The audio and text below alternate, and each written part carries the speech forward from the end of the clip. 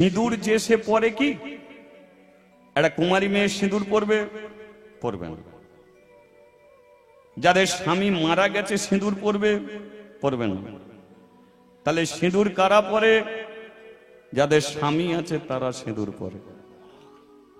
দদ্দব হরি নাম কি সবাই শোনে? ভারতবর্ষে কোটি কোটি মানুষ আছে, সবাই হরি কথা কৃষ্ণ কথাও শুনতে চায় না। শোনে কারা? ভগবান যাদের কৃপা করে পাঠিয়েছে হরিবাসরে, তারাই হরিবাসরে উপস্থিত হয়। যেমন ধরুন, মাটি থেকে হাজার হাজার কলসি তৈরি হয়। মাটি থেকে কলসি তৈরি হচ্ছে, খুরি তৈরি হচ্ছে, গ্লাস তৈরি হচ্ছে, হাঁড়ি তৈরি হচ্ছে, প্রদীপ তৈরি হচ্ছে, সব তো মাটি থেকেই। এবার সব জিনিসগুলো কোন একটা বাঁশ দিয়ে যদি ভেঙে দেয়, তাহলে তারা কোথা মিশে যাবে? মাটিতেই তো পুনরায় মিশে যাবে, তাই না? তাহলে মাটির জিনিস মাটিতে মিশবে। তদ্রূপ তুমি পৃথিবীতে এসেছো মানুষ হয়ে, তোমাকে পৃথিবীর মাটিতেই মিশে যেতে হবে। তাহলে আমরা পৃথিবীতে মানুষ হয়ে এসেছি, আমাদের পৃথিবীতেই শেষ হতে হবে। কিন্তু মাটির কলসি কি সব জায়গায় থাকে? মানে মাটি থেকে কলসি তৈরি হলো, সব কলসি কি এক জায়গায় যায়? যায় না তো। কোন কলসিকে দেখবেন তাল গাছে গিয়ে ঝোলে, কোন কলসি খেজুর গাছে গিয়ে ঝোলে, আবার কোন কলসি দেখবেন মায়ের মন্দিরে ঘট হয়ে বসে আছে, পূজারী ব্রাহ্মণ পুজো করে যাচ্ছে। তাহলে পৃথিবীরও তেমন সনাতনী মানুষ, তারা সনাতনী, কিন্তু তারাও দেখবে এক জায়গাতে নেই। কেউ দেখবে মদের থেকে জীবন কাটতে দিচ্ছে, কে জুয়াখানায় জীবন কাটতে দিচ্ছে। আবার কলসি যেমন ভগবানের চরণে এসে ঠাঁই পেয়েছে, তেমন ভগবান কৃপা করে যাদের হরিকথা শোনাবার জন্য পাঠিয়েছে, তারাই হরিবাসরে বসে দুহাত তুলে বলেছে নিতাই গৌর প্রেমানন্দ হরি বল হরি বল। এ ভগবান আগের জন্মে আপনারা প্রণাম করেছেন, আগের জন্মে হরিনাম শুনেছেন, তাই এ জন্মে ভগবান আবার হরিনাম শোনার জন্য আপনাদের হরিবাসরে পাঠিয়েছে। তাহলে এই হরিবাসরে দেখুন সবাই মালা পরে বসে নেই, তাই তো আছে কি? তাহলে এই যে সিঁদুর, যার স্বামী আছে সেই সিঁদুর পরে। সিঁদুর দেখলে যেমন স্বামী চেনা যায়, তদ্রূপ তুলসী কাঠের মালা পরা দেখলে ভগবানও চিনে নিতে পারে ও আমার ভক্ত আছে বা আমাকে স্মরণ করে। তা বলে ওতে তুমি পাবে না ভগবানকে। ভগবানকে পেতে গেলে তুমি মালা পরবে কি না পরবে, তিলক সেবা করবে কি না পরবে, তুমি ধুতি পরবে কি না পরবে, তুমি ছেঁড়া গামছা পরে তুমি যদি বাঁশ বাগানে গিয়ে দাঁড়িয়ে ভগবানকে ডাকো, 100% গ্যারান্টি ভগবান সবকিছু ছেড়ে দিয়ে তোমাকে বাঁশ বাগানে গিয়ে দেখা দিতে হবে।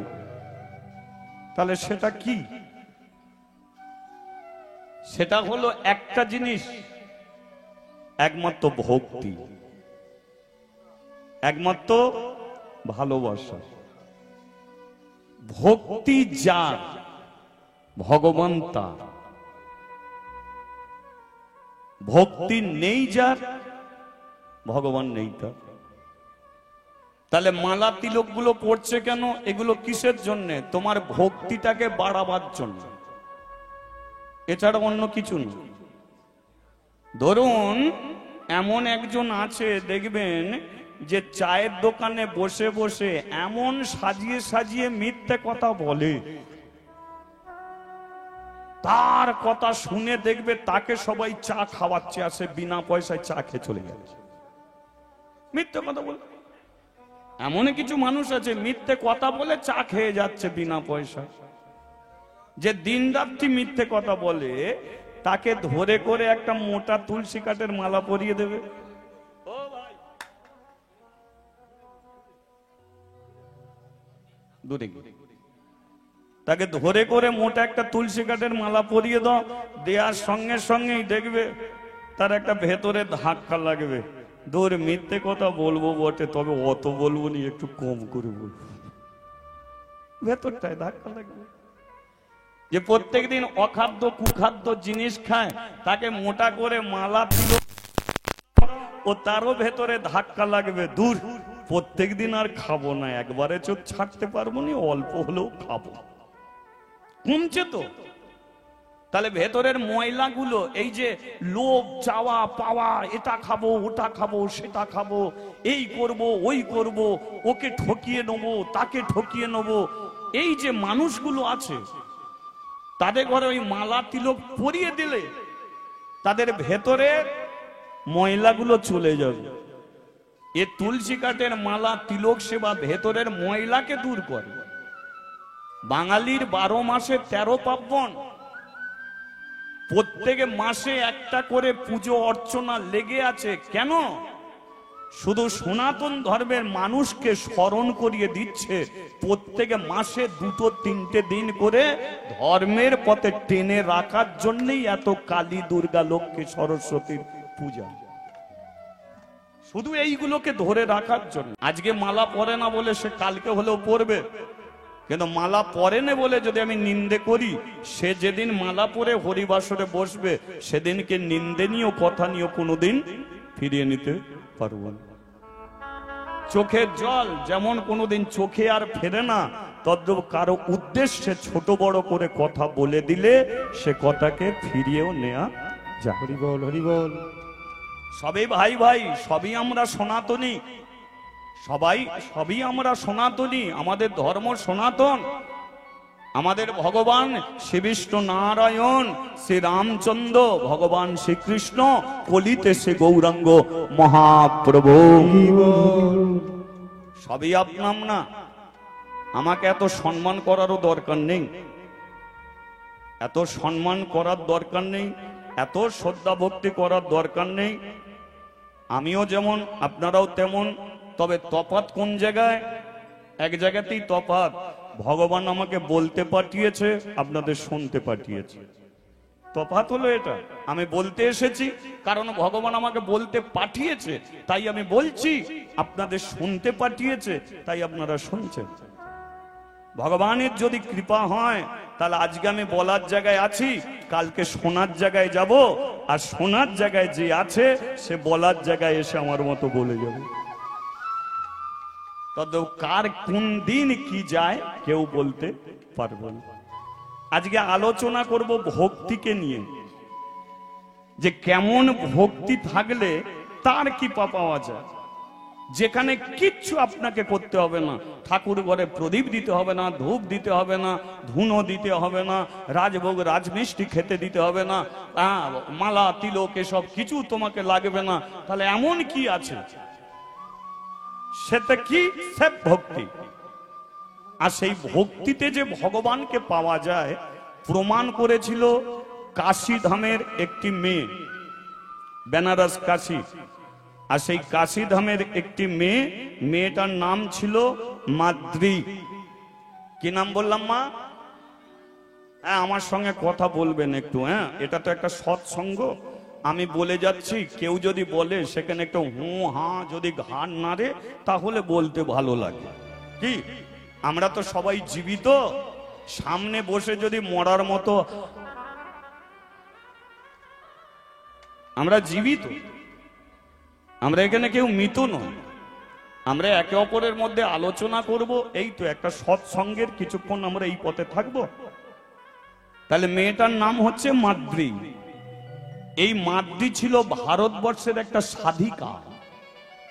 ইনি সমগ্র ভারত ঘুরে ঘুরে প্রমাণ করে দিয়েছিল যে তোরা যাই করিস, ভক্তি বিনা তোরা ভগবানকে পাবি না।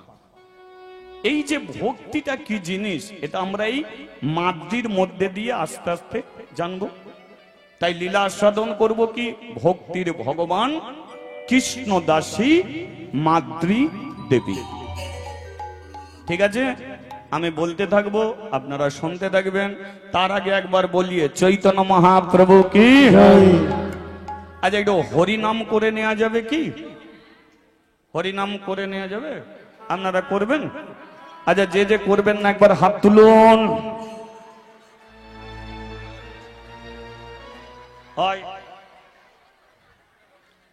না না, এই জায়গাটা দেখুন। না না, এতে হাসির কারণ নেই, এসে কি হবে? মানে কারো পেটের গন্ডগোল হয়ে গেলে সে ডাক্তারের কাছে পেট পরীক্ষা করে, চোখের গন্ডগোল হলে ডাক্তারের কাছে চোখের পরীক্ষা করে। কিন্তু হরিবাসরেও একটা পরীক্ষা হয়, সেটা কিসের পরীক্ষা? কানের পরীক্ষা। কারণ এখানে যে তুমি এসেছো, এখানে এসে তোমার কোনটে কাজ করবে? একমাত্র চোখে দেখা, কানে শোনা। তাহলে এখানে শোনার কাজটা সবচেয়ে বেশি। তুমি চোখ বন্ধ করেও দেখতে পারো, তবে ঘুমিয়ে পড়লে শুনতে পারবে, তাই না? তাহলে এখানে সবচেয়ে বেশি প্রয়োজন শোনার কাজ। তাহলে কানকে আপনাকে কি তৈরি করতে হবে? শোনার কান তৈরি করতে হবে। পেতলের কান যে হবে, সে এদিক ওদিক ঘাড় ঘুরবে, আয় ঘুরছে, ও পেতলের কান। তামার কান যে হবে, সে বসে বসে বক বক করবে। লোহার কান হলে এইখানে ঘুমিয়ে পড়বে। আর যা সোনার কান হবে, তার সামনে কে পেছনে কে ডায়ে কে বাঁয়ে কে দেখার সে সুযোগ পাবে না। তার চোখ দুটো ঠিক সামনের দিকে থাকবে, দুটো কানে সে শুনে যাবে। শুনতে শুনতেই এই সোনাটাকে ধরে নিয়ে যাবে, বালিশে মাথা দেবে, স্মরণ করবে কি শুনলাম। সবটা ভালো লাগবে না, কিন্তু ওই সোনার মধ্যে যদি 3 মিনিট আপনি ধরে রাখতে পারেন, তাহলে ওই 3 মিনিটের জন্যই আপনার জীবনের একটা পরিবর্তন ঘটে যেতে পারে। যে ভালো হবে সে এক কথাতেই হবে, আর যে ভালো হবে না, 1000 বার বোঝালেও সে ভালো হবে না। শুধু শুনতে থাকুন। আপনি চলে গেলে হয়তো মনে করছেন ভালো লাগছে না, চলে গেলেন, কিন্তু যে সময় লাগতো আপনার ধৈর্য হলো না, হয়তো ভালো লাগতো, চলে গেলেন, ঘুমিয়ে পড়লেন, আর আপনার ভালোই লাগলো। তাই কিছু জিনিস পেতে গেলে জীবনে একটা ত্যাগ স্বীকার করতে হয়, কষ্ট স্বীকার করতে হয়। তাহলে এসে যখন গেছেন, থাকুন, শুনতে থাকুন, আমি বলতে থাকি, তবে কানটাকে শোনার কান করুন, অবশ্যই ভালো লাগবে। ঠিক আছে, চলো একটু হরিনাম করে নেওয়া যাক। হ্যাঁ, ঠিক আছে। হরে কৃষ্ণ হরে কৃষ্ণ কৃষ্ণ কৃষ্ণ হরে হরে, হরে রাম রাম রাম হরে হরে। হরে কৃষ্ণ কৃষ্ণ কৃষ্ণ হরে হরে, হরে রাম রাম রাম হরে হরে। হরে কৃষ্ণ কৃষ্ণ কৃষ্ণ হরে হরে, হরে রাম রাম রাম হরে হরে। হরে কৃষ্ণ কৃষ্ণ কৃষ্ণ হরে হরে, হরে রাম রাম রাম হরে হরে।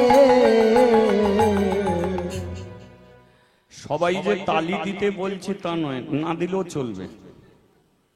কারণ তালি দেওয়ার নিয়মটা আমি বার করিনি, তালি দেওয়ার নিয়ম বার করেছে মহাপ্রভু। তিনি বলে গেছে, 7 5 মিলি নিজ দ্বারেতে বসিয়া হরিনাম করবে সবে। পরেরটা কি মা?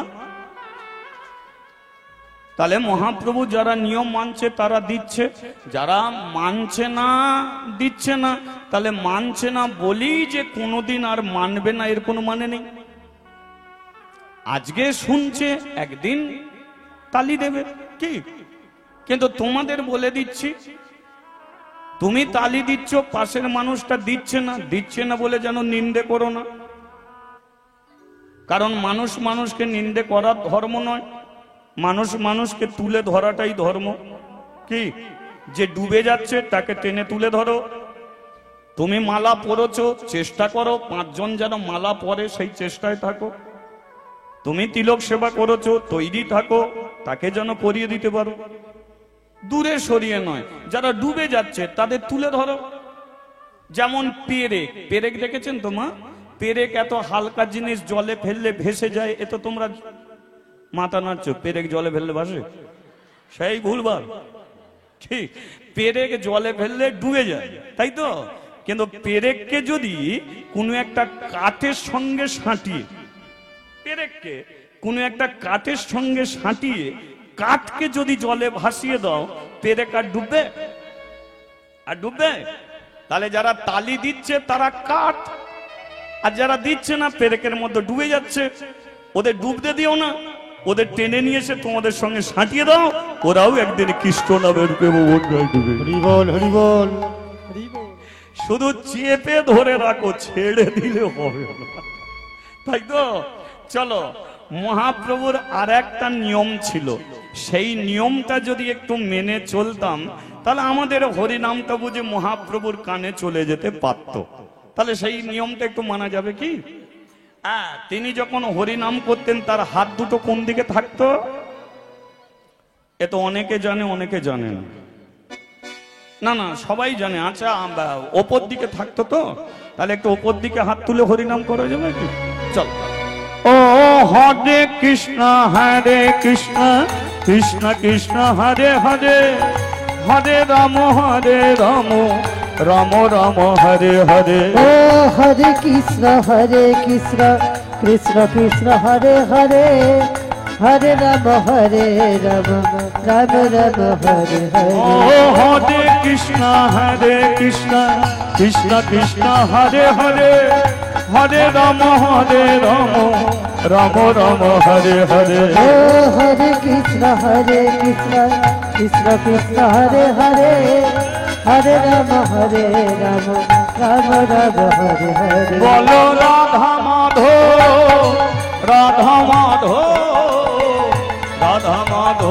জয় রাধা মাধব, জয় রাধা মাধব জয় রাধা মাধব। বল হরি হরি বল বল বল গৌর হরি বল, হরি হরি বল সবে গৌর হরি বল। হরি হরি বল বল বল গৌর হরি বল, হরি হরি বল সবে গৌর হরি বল। হাতগুলোকে নামিয়ে নিন। প্রথমে সবাই তুলেছিল, কিন্তু 10 সেকেন্ডও যায়নি। তো যাই হোক, এখন আমার কপাল ভালো, তবু তো আমার কথা শুনে সবাই হাত তুলেছিল। যে জীবনে তোলেনে সেও তো ধরে করে তুলেছে নাকি? তবে এর বেশি তুলিয়ে রাখলে গালাগালি ঘুরি আমাকেই দেবে। কিন্তু হাত নামিয়েও তালি দেয়া যায়, তাই তো? দেয়া যাবে একটু তালে তালে, কই দিকে একবার তালে তালে দেয়া যাবে।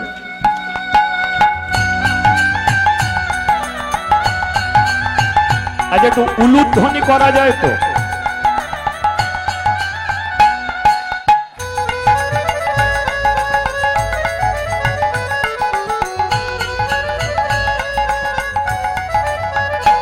বলো জগন্নাথ বলদেব সুভদ্রায় জয় জগন্নাথ, জয় জগন্নাথ বলদেব সুভদ্রায় বল জগন্নাথ। বলে হরি হরি বল আমার গৌর হরি বল, হরি হরি বল সবে গৌর হরি বল। হরি হরি বল গৌর হরি বল, হরি হরি বল সবে গৌর হরি বল।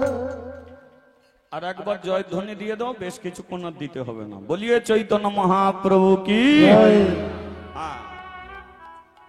শুনছেন কি? ভক্তিতে ভগবান। কে? বৃন্দাবনে কে থাকে? রাধা কৃষ্ণ। শুধু শুধু রাধা নয় আর শুধু কৃষ্ণ নয়, রাধা কৃষ্ণ। পুরীতে কে থাকে? এখন আর পুরী না গেলেও চলবে, দীঘায় দীঘায় গেলেই দেখতে পাবে।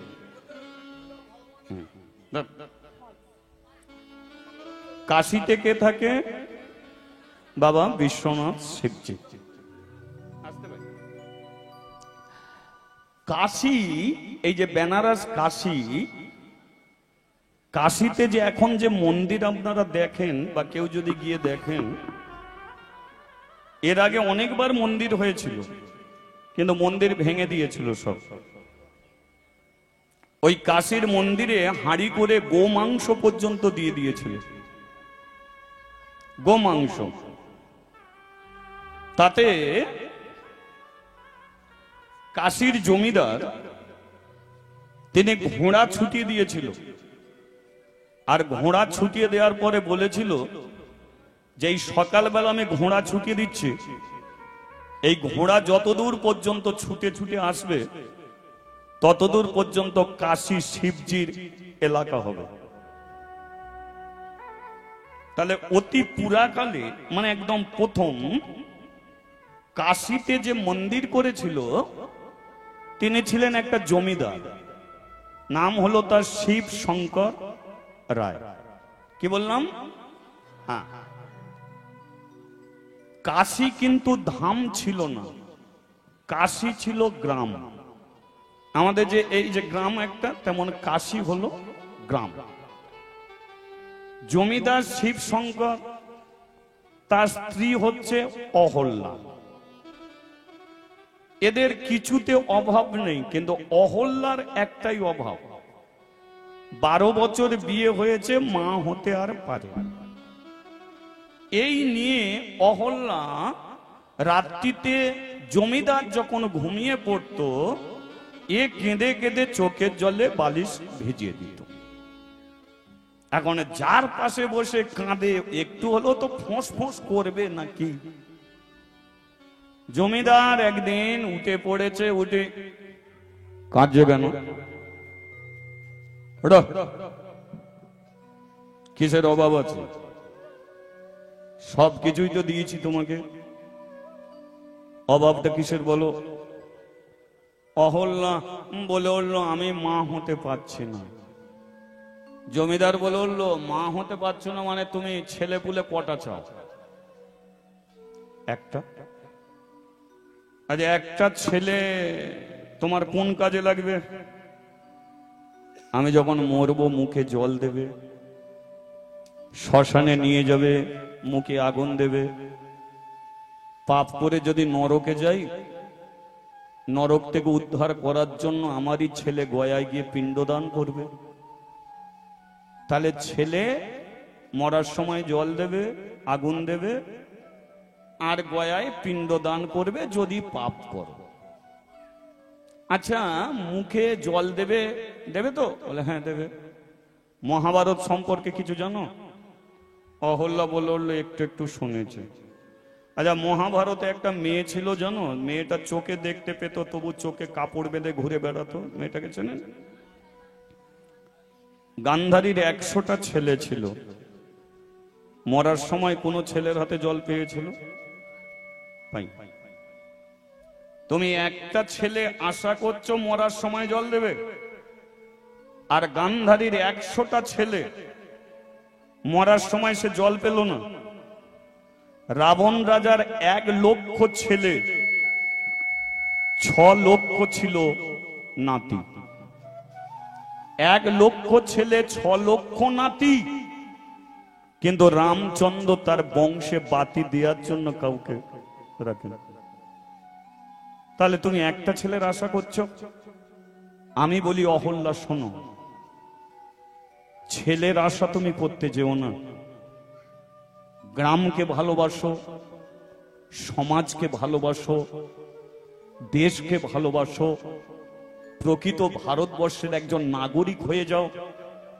তুমি যদি গ্রামকে ভালোবাসো, তাহলে তুমি যখন মরে যাবে, গ্রামের হাজার হাজার ছেলেরা শ্মশানে গিয়ে তোমার সৎ কাজ করে চলে আসবে। নিজের ছেলের কোনো প্রয়োজন থাকবে না। ভালোবাসতে শেখো। নিজের ছেলেটাকেই ছেলে, আর আশপাশে যে সমস্ত ছেলেরা ঘুরে ঘুরে বেড়ায় ওরা ছেলে নয়। নিজের ছেলে নেই তো কি হয়েছে, ওদের ঘরে ভালোবাসো না। পেটে ধরলেই কোনোদিন মা হওয়া যায় না গো অহল্যা। পেটে ছেলে না থাকলেও মা হয়। দক্ষিণেশ্বরের মন্দিরে একজন বসে থাকতো, ঠাকুর রামকৃষ্ণ। তার স্ত্রীর নাম কি ছিল? সারদা। তার গর্ভে কোনো ছেলে ছিল না, কিন্তু তবু সারদাকে সমাজের মানুষ শুধু সারদা বলে না মা সারদা বলে? তাহলে গর্ভে সন্তান নেই, মা হয়ে যাচ্ছে কিসের জোরে? সমাজকে ভালোবেসে, দেশকে ভালোবেসে। তদ্রূপ ভালোবাসতে শেখো। শুধু সোনার গলা মালায় পরে গালে পান দিয়ে মার্কেটে বক বক করে কোনো লাভ নেই। তোমার ধর্ম হলো তুমি যদি খেতে পাও, তোমার পাশে যারা খেতে পাচ্ছে না তাদের দিকে তাকাও। ভগবান তোমাকে দিয়েছে ওদের দেওয়ার জন্য। কাউকে মাস্টার করেছে ছাত্রকে লেখাপড়া শেখাবার জন্য, কাউকে ডাক্তার করেছে চিকিৎসা করার জন্য, রোগীর কাছ থেকে গলা টিপে টাকা নেয়ার জন্য নয়। মায়ের স্তনে দুধ দিয়েছে 10 জনে খাবার জন্য নয়, যে সন্তান একমাত্র সেই স্তনদুগ্ধ পান করার জন্য। তদ্রূপ তোমাকে ভগবান দিয়েছে এত কিছু, তুমি কাজে লাগাও। সমাজে মানুষের, কাশী গ্রামের মানুষের কাজে লাগাও। তাহলে আমি কি করব? জমিদার বলল কাশী গ্রামে আমি একটা মন্দির করব। একটা মন্দির, এই গ্রামের আশপাশে কোনো মন্দির নেই, আমি একটা মন্দির করব। গ্রামের মানুষগুলো তবু সকাল সন্ধে মন্দিরে এসে প্রণাম করবে, মন্দিরের চাতালে বসে তবু একটু ভগবানের নাম কীর্তন করতে পারবে। যেই এ কথা বলেছে, অহল্যা বলল এন সিন্ধুকের চাবি। সিন্ধুকের চাবি? হ্যাঁ, সিন্ধুকের চাবি না। সিন্ধুকের চাবি নিয়ে কি করব? তুমি যে শিক্ষা আজকে আমাকে দিলে। এতদিন আমার জীবনটাকে আমি ভুল রাস্তায় হাঁটাচ্ছিলাম। আমি ভেবেছিলাম যে আমারই শুধু একটা ছেলের প্রয়োজন। আমি কোনোদিন ভাবিনি যে অনেক মা আছে, তাদেরও তো ছেলে নেই। ভগবান আমাকে এত কিছু দিয়েছে, সত্যি তো আমি কোনোদিন মানুষের কাজে লাগিনি। আমি কোনোদিন গরিব দুঃখীকে আমি কোনোদিন ভালো চোখে দেখিনি। আমি মনে মনে ভাবতাম আমি একজন রাজরানী, ওরা ভিখারি। কিন্তু স্বামী, আজকে তুমি আমার চেতনা পরিবর্তন করেছো। আমার সিন্ধুকের চাবি নিয়ে নাও, সোনা দানা সবকিছু নিয়ে কাশী গ্রামে তুমি একটা সুন্দর করে মন্দির করো এই গ্রামের মানুষগুলোর জন্য। ওই মন্দিরে আমি থাকবো, ভগবানকে জানাবো, ভগবান আমি তো সন্তান পেলাম না, কিন্তু আমার স্বামীর দেয়া মন্দিরে মানত করে কেউ যদি সন্তান পায়, তাহলে জানবো ভগবান আমার বংশে প্রদীপ জ্বাললো না, কিন্তু আমার স্বামীর দেয়া মন্দিরে তারা সন্তান পেয়ে ভগবান তাদের ঘরে প্রদীপ জ্বেলে দিবে। নতুন করে কাশী গ্রামে সর্বপ্রথম একটা মন্দির মন্দিরে প্রতিষ্ঠিত করলো। কৃষ্ণকে নয়, শিবজিকে প্রতিষ্ঠিত করলো। সর্বপ্রথম কাশীতে নিয়ে গেল শিবকে, এই জমিদার শিব শঙ্কর। এবার মন্দিরে, গ্রামের মন্দিরে একটা পুরোহিত, সেই পুরোহিতকেও তিনি জমিদার কাজে লাগিয়ে দিলেন। আর গ্রামের মন্দিরে যিনি পুজো করবেন সেই ব্রাহ্মণের নাম হলো দয়া শঙ্কর। তাহলে জমিদার করেছে মন্দির, জমিদার নিজেই একটা ব্রাহ্মণকে নিযুক্ত করলো, কিন্তু পূজারী ব্রাহ্মণ তিনি বলে উঠল, শোন আমি পূজা করব ঠিকই, কিন্তু আমার থালায় তোরা কেউ দক্ষিণা দিবি না। এই যে পূজারী ব্রাহ্মণ পুজো করলে তো একটা দক্ষিণা দিতে হয়। এরা বলে উঠল আপনি দক্ষিণা নেবেন না? বলল না, কারণ আমি যার পুজো করব সে 1 নম্বরের ভিখারি। বলো শিবের কোনো ঘর বাড়ি আছে? টাকা পয়সা আছে, বিষয় সম্পত্তি আছে, তাহলে শিব ভিখারি, আর তার পুজোর দক্ষিণা নিয়ে যদি 3 তলা বাড়ি করি, কোনোদিন আমি শিবের কৃপা পাবো না।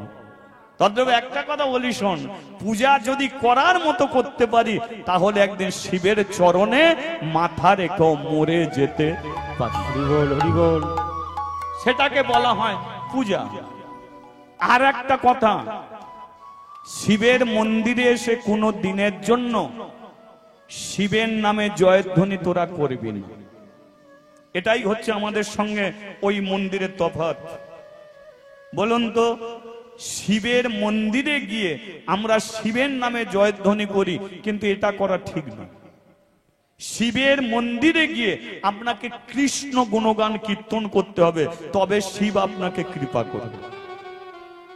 যদি বলেন কেন, কারণ শিব হচ্ছে একজন কৃষ্ণ ভক্ত, শিব একজন পরম হরি ভক্ত। শিব পরম হরি ভক্ত, শিব কৃষ্ণ ভক্ত। কিন্তু ভারতবর্ষের মাটিতে সবচেয়ে অপমানিত দেবতা হলো শিবজি। সবচেয়ে অপমানিত দেবতা। এই শিবকে নিয়েই তাচ্ছিল্য করা হয়, শিবকে নিয়েই অপমান করা হয়। আমি দেখেছি শিবের মাথায় জল দিতে যাচ্ছে, এক হাতে বাঁক আছে, অন্য হাতে বিড়ি আছে। কি বড় বড় উঠছে, বাবার মাথা ঘুরছে, বড় বড় বাম্পার, বাবার কত টেম্পার, কচি কচি পিয়ারা, বাবার কি চেহারা। এই কালকে শূন্য স্লো করছে। বলতে পারেন অন্য কোন দেবদেবীকে নিয়ে এত অপমান করে কি? শিবের নামে শুধু এই অপমান তাচ্ছিল্য ছাড়া আর কিছু নয়। শিব বিড়ি খায়, মদ খায়, গাঁজা খায়, এগুলো ভুল ধারণা। সে কোনোদিন খায় না, তার চেলারা খায়। শিব যেটা খেয়েছিল, কোন শিবের ভক্ত সেটা খেতে পারবে না। কি খেয়েছিল শিব? সমুদ্র মন্থনে যে বিষ উঠেছিল, সেই বিষ খেয়েছিল। বলো, সেই বিষ কেউ খাবে? বলো, বিষ খেলে তার একটা যন্ত্রণা আছে তো নাকি? তোমরা কি করে বলবে তোমরা খেয়েছো? যারা বিষ খেয়ে হসপিটাল থেকে ফেরত হয়েছে, তাদের ঘরে জিজ্ঞাসা করবে, ভাই আর বিষ খাবি?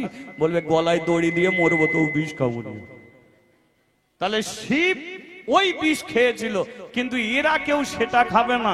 তার নামে উল্টো পাল্টা এটা সেটা। আরে যে যেটা চায় তাকে সেটা দিতে হবে। আপনারা এখানে এসেছেন কেন? একটু হরি কথা, কৃষ্ণ কথা শোনার জন্য। আমি এখানে এসেছি কেন? আপনাদের ঘরে হরি নাম শোনাবার জন্য। কারণ এটাই আপনারা শুনতে চান বা শুনবেন বলে এসেছেন। আর আমি যদি এইখানে এসি, আমি বলি ন, আমি এইখানে এসেই যদি ছিচি ননি গান ধরে ফেলি, কেউ শুনবে? তাহলে এটা ছিচি ননি গানের জায়গা নয়, এখানে কাঁচা বাদামের জায়গা নয়, তাহলে এখানে হরি নামের জায়গা। তদ্রূপ শিব যেটা চায় তাকে সেইখানে গিয়ে সেটাই দিতে হয়। তিনি একদম কৃষ্ণ ভক্ত, তিনি একদম হরি ভক্ত। তুমি মাংস দোকানে গিয়ে যদি বলো আমাকে 1 কিলো মিষ্টি দাও, দিতে পারবে? পারবে না। আবার মিষ্টি দোকানে গিয়ে যদি বলে 1 কিলো খাসির মাংস দাও, দিতে পারবে? পারবে না। কালী যেটা চায় কালীকে দাও, দুর্গা যেটা চায় দুর্গাকে দাও, শিব যেটা চায় তুমি শিবকে সেটা দাও। বোঝা গেল? তদ্রূপ শিবের মন্দিরে গিয়ে একমাত্র কৃষ্ণের নাম করতে হয়। তাহলে ধরুন এটা কাশী, আমি মন্দিরের পূজারী, মন্দিরের চাতালে এসেছে কাশীর বউ ঝিয়েরা সবাই এসেছে। চাতালে বসে একটু কৃষ্ণ নাম করা যাবে কি?